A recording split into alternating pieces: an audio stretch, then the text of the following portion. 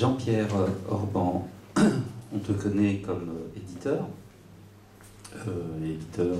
spécialiste de littérature d'Afrique, comme directeur de collection, on te connaît comme chercheur dans un laboratoire du CNRS qui s'occupe de manuscrits francophones, et on te connaît comme nouvelliste. Et puis là, on a ce premier roman, Vera, publié au Mercure de France. Et c'est d'abord un très beau texte, moi, qui m'a beaucoup frappé, pour plein de raisons, sans doute personnelles. C'est-à-dire que quand on lit un roman, on projette un certain nombre de choses dedans. C'est un texte qui est raconté à la première personne. C'est une femme qui est, j'allais dire une jeune femme, mais non, elle raconte la période où elle était jeune, et en fait elle écrit et elle dit à un certain moment qu'elle commence à avoir des soucis avec sa propre mémoire. Et Vera est la fille d'un couple italien arrivé de manière, je dirais, presque incertaine à Londres, juste après la Première Guerre mondiale. Elle naît à Londres en 1922, exactement au moment où Mussolini prend le pouvoir en Italie, porté par la marche sur Rome. Et Vera est là un peu entre deux, dans cette culture et cette langue anglaise qu'elle apprend à l'école, les langues de ses parents. Tous les deux ne parlent pas la même langue. Le père parle le friulan, par exemple. Et puis, peu à peu, dans le cadre justement de ce mouvement des Italiens à l'étranger, et ce mouvement qui est porté depuis Rome pour les rassembler en vue de la constitution d'un fascisme international, ça c'est moi qui l'ajoute, elle va à l'école italienne, l'école mussolinienne, suit les cours du soir, et elle est très très engagée dans cette histoire et dans ce mouvement. Ça la peuple d'un imaginaire qu'elle n'a pas, elle n'arrive pas à rentrer dans l'imaginaire britannique finalement. Et puis à partir de là vont se produire toute une série d'histoires, puisque la guerre arrive, et la guerre c'était une première déchirure avec la disparition du père, dans des conditions que je te laisserai reprendre. Et puis elle-même, il y a toute cette période de la guerre où elle va quitter le quartier où vivent ses parents, où elle va avoir un enfant, et puis dans la troisième partie du recueil, on a l'histoire des rapports entre l'enfant, le petit-fils et la grand-mère. Voilà. C'est un peu très très sommairement une façon de voir le texte. Ce texte me frappe déjà par le caractère qui est lié à la question des langues, à la rencontre des langues. Et tu as été très très attentif à cela. Alors ça serait peut-être un premier axe sur lequel je pense que ce serait bien qu'on t'entende. Oui, je suis content que tu entres dans ce livre avec cette question des langues, parce que pour moi elle est essentielle. C'est à la fois le départ du roman, puisque ça commence par une phrase en italien, j'en dirai un peu plus après, et puis ça se termine en quelque sorte par la question des langues, parce que ce qui à la fois symbolise les territoires chez Vera et pour moi qui la sert dans ce roman, ce sont les langues. Et ceux qui la sauvent, ou qui croient la sauver, c'est les langues, et la langue française en particulier à un moment donné, et à la fois ce que beaucoup de lecteurs trouvent injuste ou douloureux, c'est que le fils, donc son fils, auquel elle veut inculquer un multilinguisme, un multiculturalisme, un cosmopolitisme, sombre en fait, lui, dans cette multiplicité des langues. Et pour reprendre au départ, pourquoi cette langue, cette première phrase en italien, c'est elle traduit en italien une phrase que Mussolini lapsus grave, que Churchill dit en anglais, Colin de l'autre. Alors, juste parce que si vous n'avez pas lu le livre, on va quand même donner le contexte. Hein, non ? Oui, je crois que c'est important. Voilà, c'est-à-dire donc, en juin 40, l'Italie déclare la guerre aux alliés de l'autre camp, c'est-à-dire en l'occurrence à la Grande-Bretagne. Et Churchill lance ce cri quand même terrible, parce qu'en anglais c'est très fort, call out the lot, c'est-à-dire textuellement attrapez-les tous par le cou, hein, attrapez-les. Et donc, c'est-à-dire qu'il appelle à l'arrestation de tous les mâles italiens ou d'origine italienne sur le sol britannique entre 17 et 70 ans. Et donc, elle transforme ça, elle traduit, et en italien c'est acciuffate di tutti. Et la question, elle dit, est-ce que Churchill aurait dit ça s'il avait utilisé la langue de ceux qu'il arrêtait? Et moi, ça me parle, et pour moi, c'est quelque chose d'important. Et par bonheur ou chance, en juillet, je lisais une interview d'un dramaturge portugais qui a été présenté à Avignon, Carvalho, je pense, Bernardo Carvalho, mais j'ai un trou là maintenant, et qui parlait de cela, de la langue à la fois comme outil du fascisme, parce qu'on sait que la langue est aussi l'outil des dictateurs, des autorités, etc. Et donc c'est un outil, mais c'est en même temps un outil de défense contre le fascisme. Et il disait cette chose qui, moi, m'a percuté, m'a touché, c'est qu'il disait, est-ce qu'on imagine Le Pen parler notre langue? Il parlait du père Le Pen, et donc de Jean-Marie. Et alors, je ne sais pas si Le Pen parle une autre langue, mais on peut aller dans la continuation de Vera et dire, imaginons que Le Pen dise en arabe à tous les Arabes de France, allez-vous-en, je vais vous partir, ça n'a pas de sens. Voilà. Et donc la question des langues, elle est récurrente dans ce texte, parce que elle est déchirée entre les langues, entre la langue britannique qu'elle connaît par la force des choses, c'est parce que la journée elle va à l'école en anglais, et par la langue italienne qui est la langue nationale de cette communauté italienne qui vit dans ce quartier de Little Italy à Londres. Mais chez eux, comme ça se passait, et comme ça se passe encore, mais de moins en moins dans les familles italiennes ou dans d'autres pays, je vous parle ici de l'Italie, c'est qu'il y a des dialectes dont les gens ne parlaient pas en langue italienne, ou la parlaient, mais pas chez eux. Et donc il y a deux dialectes. Il y a le dialecte du père, tu as dit le frioulan, le dialecte de la mère qui est le romagnol. Donc ça fait déjà une multiplicité de langues où il faut se retrouver. Oui, et justement, on vient nier... du côté italien, on vient nier les langues régionales en imposant l'italien. C'est vrai que quand on commence à naviguer dans l'histoire, notamment des parents, on se souvient que l'Italie est un pays très jeune encore à cette époque, et que l'unification de l'Italie, c'est 1861, pas avant, et que la question des langues, elle est essentielle. Elle est essentielle puisque jusqu'à ce moment-là, on ne se définit pas comme italien. L'Italie, c'est un mythe pendant très très longtemps. On se définit plutôt comme sarde, et les Génois sont sardes, c'est le royaume de Sardaigne. Enfin, voilà, ce sont ces choses-là qui constituent effectivement l'arrière-plan du livre. Et là-dedans, donc, dans cette histoire, Vera, elle prend connaissance bien finalement de son propre rapport au monde, à travers justement à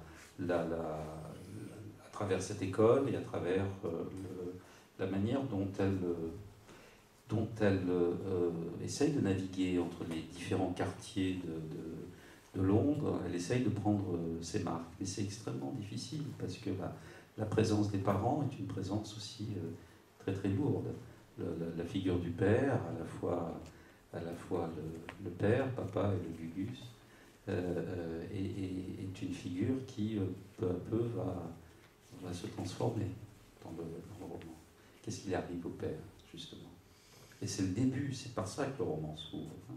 Oui, c'est par ça que le roman s'ouvre. Donc, ce qui se passe au début de la guerre, c'est que, donc, à la suite de cet ordre d'arrestation des Italiens, et pas que des Italiens, mais là c'était pour les Italiens, mais il arrête et il envoie dans des camps aussi les Allemands, les Autrichiens, tous ceux qui sont les ennemis de la Grande-Bretagne. Et avec cette absurdité qu'il y a toujours dans ce genre de situation, c'est qu'il arrête même des Allemands et des Autrichiens qui ont fui le régime nazi pour se réfugier en Grande-Bretagne, et c'est indéterminé. Donc on arrête des gens qui sont, y compris des Italiens qui sont britanniques depuis longtemps, parce que ce n'est pas une question de nationalité, c'était tous les Italiens d'origine ou de nationalité. Donc le père de Vera, qui s'appelle Auguste, donc Auguste en français, et elle joue souvent sur ce mot,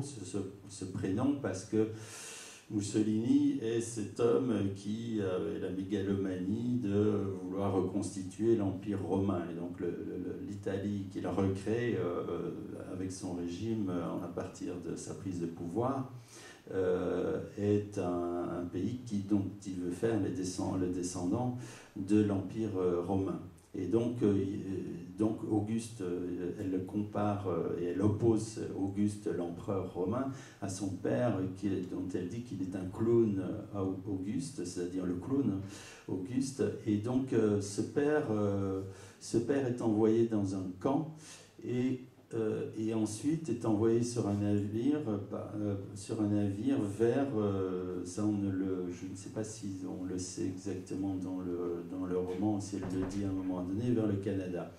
C'est-à-dire qu'il passe au-delà au nord de l'Irlande, et il est à nouveau, ironie de l'histoire, ironie et absurdité de l'histoire, ce navire est torpillé par un sous-marin allemand, qui, le prenant pour un navire de guerre, donc le torpille.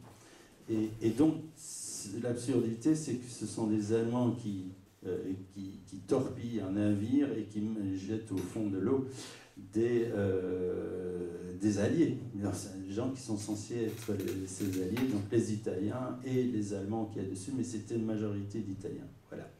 Donc le père le père est noyé. Et ce père, oui, voilà, le père est noyé. Il est noyé et on ne retrouve pas son corps. Et tout le texte, finalement, alors là maintenant je vais sauter un certain nombre de passages. Il faut absolument lire tout ce qui fait lien dans cette histoire. Et je vais presque dans les derniers chapitres de la deuxième partie. Le père n'a pas été retrouvé, le navire est en morceaux, il est au fond de l'eau, et on a l'impression justement que Vera cherche à coller les morceaux, cette espèce de puzzle des langues, des histoires, de ce qu'elle découvre finalement peu à peu sur elle-même et sur ses parents et sur sa mère. Et elle finit la guerre, elle est engagée dans l'ex-entreprise Pathé, et ce qui est très très impressionnant, c'est que précisément son rôle, c'est de recoller les bouts et de fabriquer des histoires avec les éléments qui sont vus. Alors de là, je voudrais qu'on revienne un peu sur le projet général du livre. Parce que, encore une fois, c'est Vera qui parle, c'est Vera qui raconte. Je dis Vera qui raconte parce qu'on a des éléments de l'oralité. Elle dit, par exemple, il y a oui, hein, il y a un chapitre qui commence par oui. On a l'impression qu'il y a un interlocuteur absent. Et donc, tout est centré autour de ce personnage.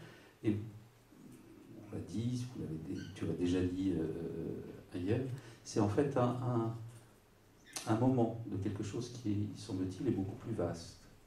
Tu es en train de reconstituer une sorte de constellation d'histoire, si j'ai bien compris. Oui, non. Je ne vais pas raconter toute la genèse de ce livre, mais en fait, ceci est une partie d'un projet romanesque plus vaste, qui est, en gros, pour donner un thème, le thème qui est celui central, je pense, de ce livre, le rapport entre l'identité et le territoire. L'identité est le lieu où on habite, ou bien le lieu rêvé où l'on veut aller, ou le lieu d'où l'on vient. Et ça, on va peut-être en parler après. Et donc, c'est un projet nettement plus vaste que j'ai commencé il y a pas mal de temps, et qui devenait assez monstrueux en fait. Et à un moment donné, je me suis dit que le lecteur allait se perdre dans tous ces personnages, dans toutes ces histoires multiples qui composaient le projet. Et j'ai repris l'ensemble en divisant par personnage. Et donc ceci qui était autour du personnage de Vera, ce nom et ce titre était pour moi un titre de travail puisque je retravaillais à partir des noms des personnages. Et il est resté en fait jusqu'au bout le titre de l'histoire. Et j'ai pris paradoxalement la partie où j'avais écrit le moins et qui me paraissait le plus simple parce que justement j'étais assez vierge dans cette écriture de partie. Et à propos d'un personnage qui n'était pas secondaire mais important, mais sur lequel j'avais écrit moins, et j'ai repris en fait cette histoire à partir de là, et si tout va bien, sans lien ou avec des liens, il y aura d'autres parties.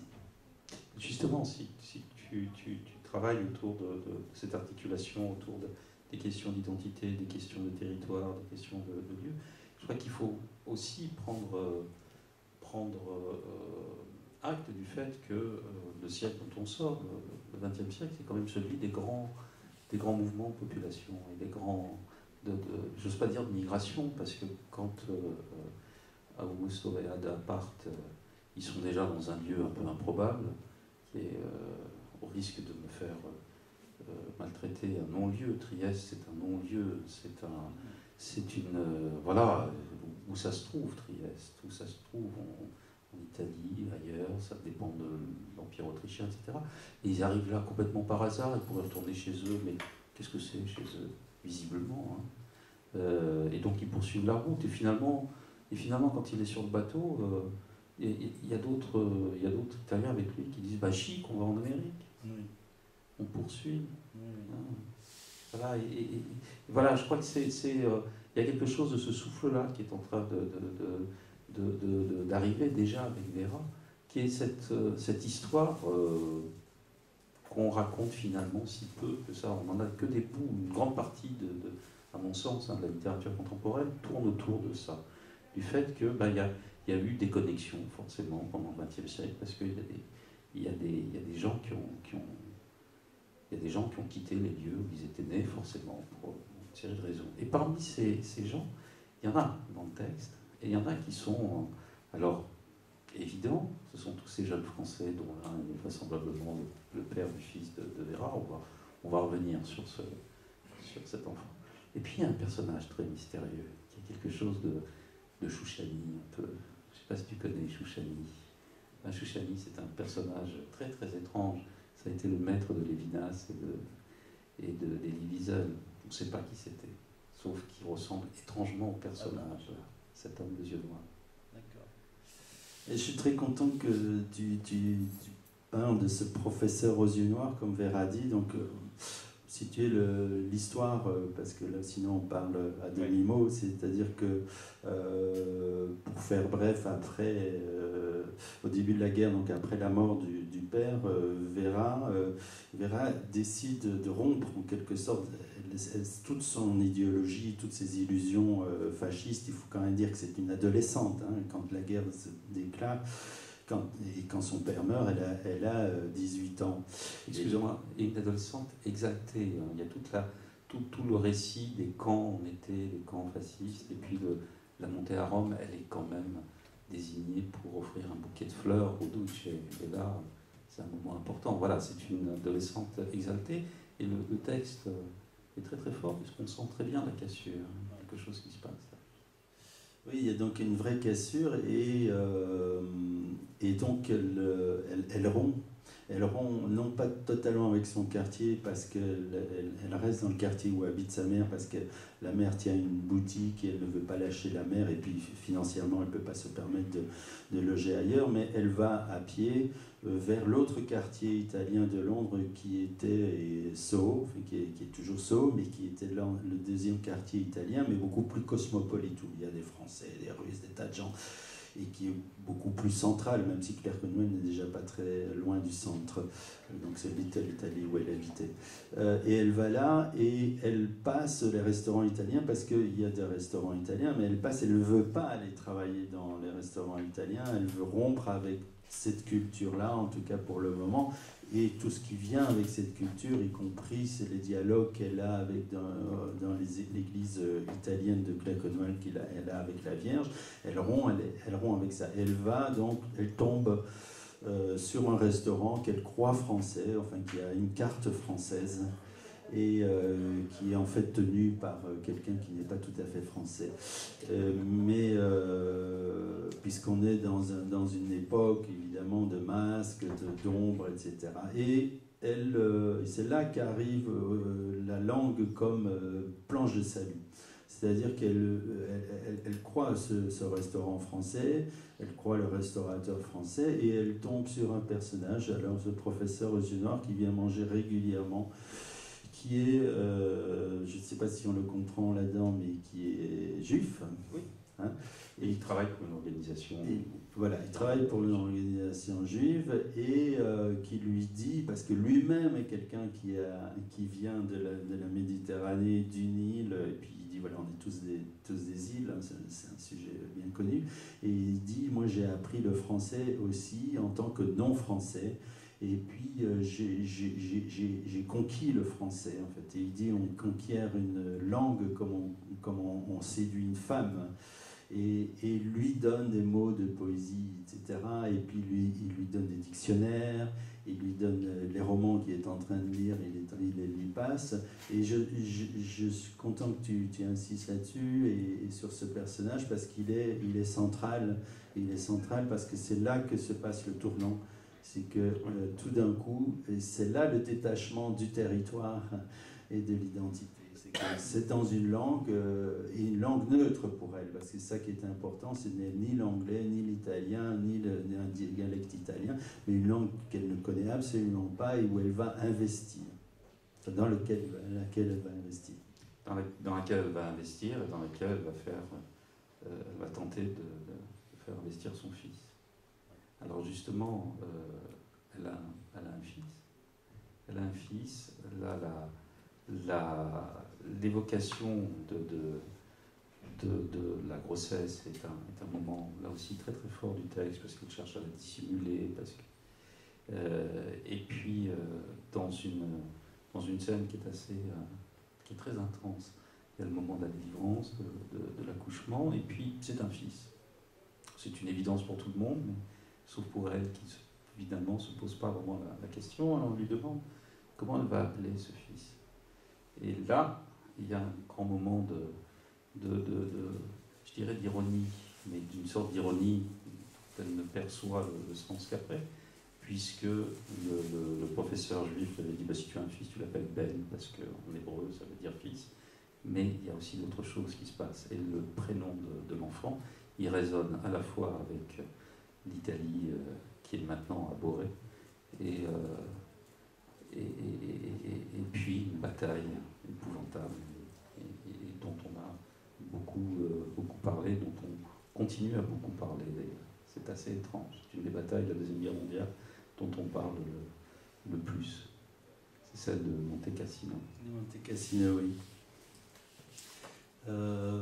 Oui, il y a toute cette évocation de la bataille de Monte Cassino et elle va en fait, elle passe tous les jours, parce que tous les jours elle va de Claconoual à Sceaux, et elle passe devant un monsieur, un Italien, qui lui donne les nouvelles en fait à sa manière de l'avancement de la guerre. Et j'ai toujours pensé que cette bataille était assez homérique et assez étonnante, parce que je ne sais pas si vous connaissez la bataille de Monte Cassino, mais c'est une espèce le lieu, d'abord un mont, comme le nom le dit, et où se trouvait un monastère, et cette bataille a duré très très très longtemps. Enfin, c'était très très très dur, ils avançaient mètre par mètre, et puis d'ailleurs c'est des Français et des Algériens qui ont été Marocains pardon, qui sont arrivés en tête, et des Polonais, enfin, parce qu'il y a dans ce restaurant qui n'est tenu par un faux Français, la femme elle est polonaise, et donc elle lui dit Vera, mais vous avez vous êtes arrivé à conquérir ce monastère et ce mont, et voilà, et donc ça résonne. Oui. Le monastère a été fondé par Saint Benoît. Oui, et le monastère est tombé vers Saint Benoît. Oui, voilà. Voilà la référence. Voilà, alors la référence. C'est-à-dire qu'il y a oui, et pour moi c'est important, dans Ben il y a plein de choses. C'est-à-dire il y a Ben le fils, parce que ce professeur aux yeux noirs, et elle le suit en fait, c'est un des seuls qui l'aide en fait à retrouver le chemin. Les autres la perdent plutôt, même ce restaurateur qui n'est pas vraiment français, etc. Elle est perdue dans tout ça. Et lui, avec cette sagesse, ce calme et cette force qu'ont les mots, parce que c'est qu'il y a la poésie en fait, et voilà, il dit voilà, Ben ça veut dire le fils, et quand elle a ce fils qui arrive à l'accouchement, elle dit voilà, bah, oui, Ben le fils. Et donc il y a ça renvoie à un autre pléonasme, l'île de Man, qui en fait ne veut pas dire l'île de l'homme, mais l'île en gaélique, voilà. Donc c'est un pléonasme, et le fils, c'est ça. Et donc en fait il y a chez son fils quand même, et chez elle dans sa tête à propos de ce fils, il y a quand même des ambiguïtés, parce que c'est Ben le fils, c'est Ben Benedetto le béni, et c'est Benoît, Saint Benoît, et c'est Benito évidemment, Mussolini. Donc il y a ce jeu, et ça poursuit quand même dans son esprit, à l'arrière-plan de sa pensée, ça poursuit Vera, parce qu'elle dit ce fils, est-ce qu'il n'est pas... Il n'est pas le résultat d'un mariage entre des tas d'identités, voilà. Et c'est assez mal parti en fait pour lui. Oui, effectivement, c'est le moins qu'on puisse dire. Mais en même temps, voilà, c'est pourquoi je reviens dessus, parce que moi j'ai une très très forte, puisque, encore une fois, lire et relire un livre, et d'un coup il y a des choses qui se mettent à sortir quand on le reprend. Il y a cette conscience de plus en plus forte que c'est effectivement Vera qui raconte, je l'ai déjà dit, mais qu'en même temps, en racontant, elle comprend peu à peu un certain nombre de choses que peut-être on ne voit pas lors d'une première lecture. Notamment ceci qui est écrit et qu'on voit, mais que, à force de relecture, dont on prend conscience immédiatement. C'est qu'elle prend en charge la disparition de son père, mais en fait, on s'est trompé. C'était pas son père qui aurait dû être attrapé, et bien elle, évidemment, puisque c'est elle qui était engagée dans le mouvement fasciste, et c'est elle qui chante Giovinezza. Okay. Donc là c'est de plus en plus fort quand on avance dans le livre, une espèce de point aveugle de sa propre histoire. C'est-à-dire qu'elle a un fils, donc elle n'aura plus de mari. Elle n'aura plus de compagnon, elle n'aura plus de rencontre. Il y a quelque chose qui tout d'un coup se ferme à ce moment-là chez elle, alors qu'elle a été extrêmement attentive à ses humeurs, à son corps, à tout ce qui lui arrivait, tout ce qui arrive à un adolescent, une adolescente, et qu'on connaît bien. Et puis, voilà, il y a cet aspect-là, et puis dans cette histoire qu'elle raconte, où elle essaye de remettre un peu de sens dans ce puzzle, essayer d'avoir une vue perspective, finalement ça continue à se déliter. Il y a d'abord l'histoire d'Ada, sa mère, dont on n'a pas parlé jusqu'à présent, et qui est une histoire là aussi très forte, très intense, enfin, qui renvoie à un rapport à la mort dont on se dit qu'on l'a perdu de manière très très nette. Qu'est-ce qu'elle fait, Ada, quand son mari a disparu? Oui, alors Ada est un personnage essentiel dans l'histoire, à mes yeux, et aux yeux de Vera, je pense, parce qu'il y a une espèce de conflit sourd, latent entre les deux, entre Vera qui est d'abord adolescente et qui pleine d'illusions, et la mère, Ada, est celle qui casse toutes les illusions, qui les a toutes perdues en fait, et déjà avant de partir. Enfin, bien que ce soit, et c'est elle, c'est une famille matriarcale. Le père est un béné, comme elle dit, babé, c'est-à-dire père niais. Et la mère est celle qui décide de quitter Trieste. Et je suis content que tu aies dit non-lieu, parce que j'ai cherché, j'ai voulu les situer là. Oui, la jonction, comment? C'est Senso. Oui, c'est ça. Exactement. Ouais.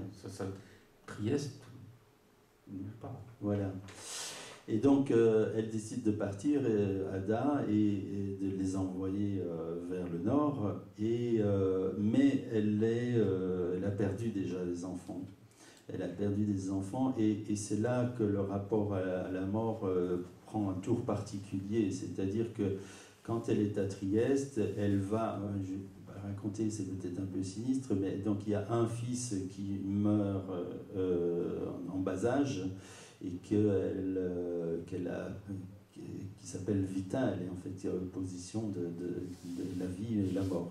Mais elle a aussi des fausses couches, et elle a cette particularité d'aller enterrer les enfants morts avant la naissance, en fait, sur les collines de Trieste. Et donc elle va les visiter. Mais évidemment, à partir du moment où elle émigre, elle n'a plus la possibilité de rendre visite à ses morts à elle.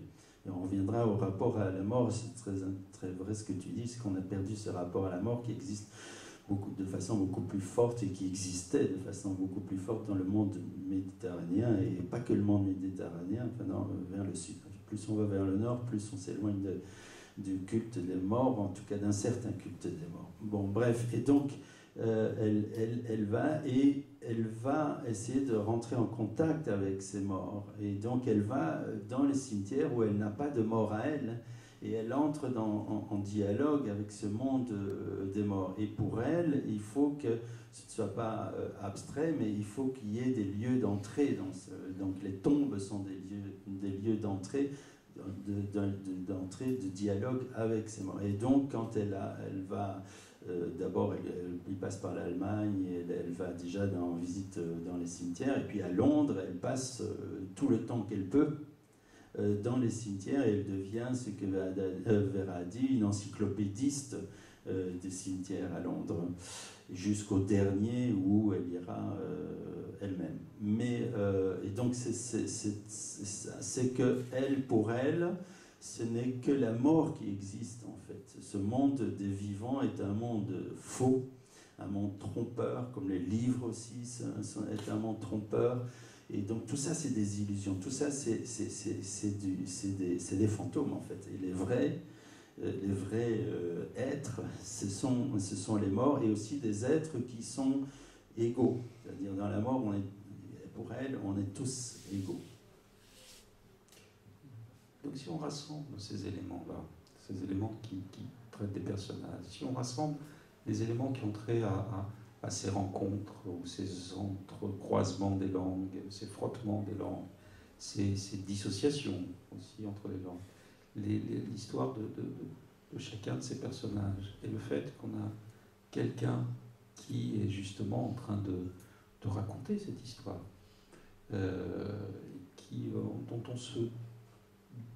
dont on peut penser au début qu'elle raconte cette histoire pour celui qui ne peut pas l'entendre, qui est son fils.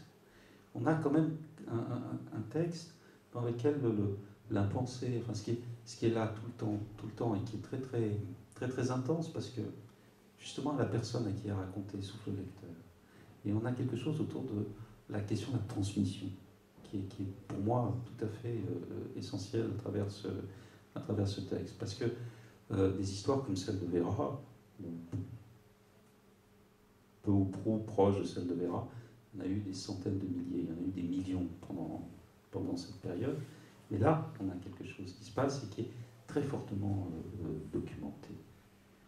Et je sais que tu t'es beaucoup documenté pour écrire Vera. Est-ce que tu peux nous dire 2-3 choses autour de cette question de la documentation? Parce que c'est bizarre, la documentation, c'est extérieur, pourtant ça rentre dans le roman. On a par exemple des pages très très précises sur la fin de Mussolini, on a des choses très très précises sur la catastrophe de la Andorra, le bateau qui a coulé. Et voilà, donc il y a ce travail de documentation, donc il y a quelque chose qui a à voir avec une recherche d'un effet de réel. Ça minimise un peu le terme effet de réel, minimise un peu tout ça. Non, je comprends tout à fait. On rentre dans la fabrication. On rentre dans la fabrication. Je vais raconter, je vais parler de la fabrication et puis de la non-fabrication. Mais alors, pour l'auteur, il y a un côté fabrication. Il y a aussi chez Vera la volonté de cet effet réel, justement, où elle veut s'appuyer sur, elle dit à un moment donné, je veux dire les choses exactement comme elles sont. C'est comme les cailloux blancs. Elle veut avancer sur des choses, sur des galets, passer le guet avec des galets fermes.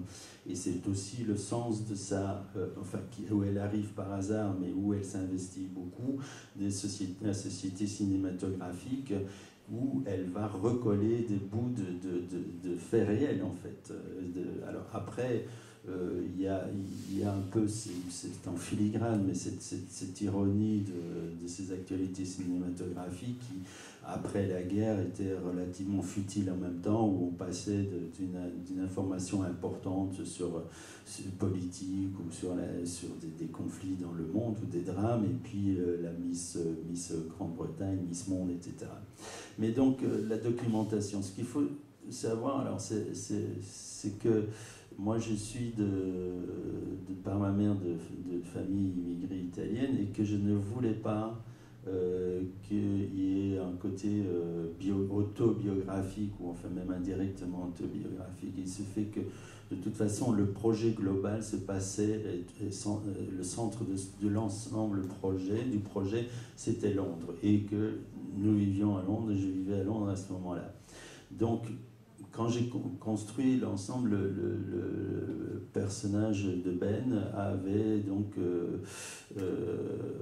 en tout cas du côté de sa mère, mais comme moi, des origines italiennes, et que j'ai alors vraiment beaucoup travaillé sur la recherche de ce qu'était la communauté italienne à Londres.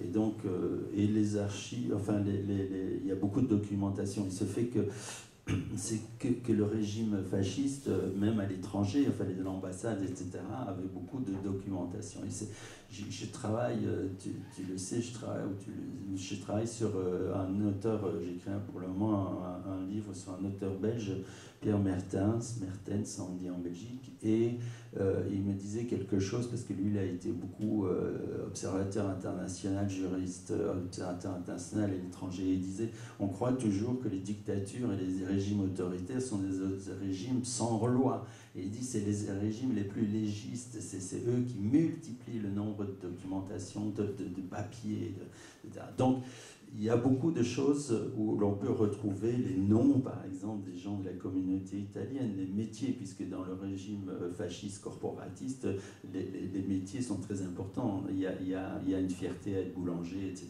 Bon, ça on connaît. Et donc, voilà. Alors, et puis j'ai énormément marché. Londres est la ville où j'ai le plus marché. Et Claire Conway, je l'ai arpenté dans tous les sens.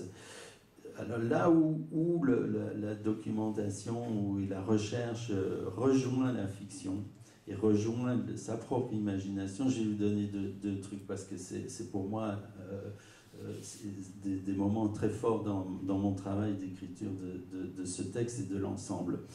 La première chose, c'est que, ça c'est posteriori, après l'écriture, c'est que, ayant écrit tout ça, une des premières versions de ce texte, j'ai voulu voir s'il y avait quelqu'un qui pouvait confirmer, qui avait vécu dans le quartier et qui avait vécu les mêmes événements. Et donc j'ai fait une recherche, je n'étais plus à Londres à ce moment-là, j'ai fait une recherche, j'étais à Paris, j'ai fait une recherche par Internet, j'ai cherché quelqu'un qui pouvait me confirmer. Et donc, après, vous savez, ça prend du temps, hein, mais après à un moment donné, j'ai reçu une réponse d'italienne, enfin d'origine italienne, et oui, notre mère a vécu les événements. Et donc cette dame... coup de bol ou pas coup de bol, coïncidence, avait exactement le même âge, mon personnage, et je l'ai rencontré 2 fois. pendant un long moment et je l'ai fait raconter ce qu'elle avait vécu et ça correspondait. Et je retrouvais en face de moi, c'était étonnant, pas dans le caractère, mais dans l'histoire vécue. Elle était partie à l'étranger, en Italie, dans ses colonies fascistes, etc. Elle avait participé aux événements sportifs, parce que l'ambassade italienne organisait plein d'événements pour les immigrés. Et donc ça c'était vraiment un moment très très fort pour moi. Et puis elle m'a dit trois petites choses qui m'ont aidé à corriger le texte. La deuxième chose qui pour moi est encore plus magique, c'est que, ça c'est pas dans ce bouquin-là, mais dans l'ensemble du projet, c'est que la figure de Robinson Crusoe et de Daniel Defoe, enfin l'auteur Daniel Defoe est importante. Je ne vais pas vous dire pourquoi, mais enfin, c'est important. On le découvrira. On le découvrira peut-être un jour. Et donc, à un moment donné, moi, donc, dans l'histoire de Vera, la grand-mère de Ben, la mère de Vera, habite un endroit, Exmouth Market, à Clerkenwell, donc, et donc dans sa recherche, dans ses visites, qui sont la chose la plus importante pour elle, les visites au cimetière, à la fin, elle marche de plus en plus mal, elle vieillit, elle parvient elle marche très mal. Et donc il fallait trouver un endroit, un cimetière, ou l'équivalent d'un cimetière, qu'elle puisse atteindre dans la journée en marchant très très lentement. Et je fais ce chemin de là où elle est censée habiter vers l'est. Et je marche, donc j'imagine ce qu'elle peut faire comme en marchant. Et j'arrive à un endroit qui est cité à la fin, qui est Bunhill Fields, qui est littéralement, en fait, Bunhill, c'est la colline aux eaux. Et qui était au XVIIIe siècle, qui a été un endroit où on déversait des cadavres pendant les grandes épidémies. Et donc, je termine avec ça, voilà, et j'entre dans ce cimetière, et ce que je ne savais pas, il y avait une stèle à Daniel Defoe, l'auteur de Robinson Crusoe, et c'était extraordinaire, parce que je retrouvais le lien entre deux histoires, voilà, c'est un private joke personnel, mais pour moi, ça fait partie justement de la magie où la documentation, la recherche historique rejoint la fiction. Et participe à la construction d'imaginaire que l'écrivain donne en partage à ses lecteurs. On va s'arrêter sur ces mots. Merci beaucoup Jean-Pierre. Merci. Ta générosité. Merci à lui qui est un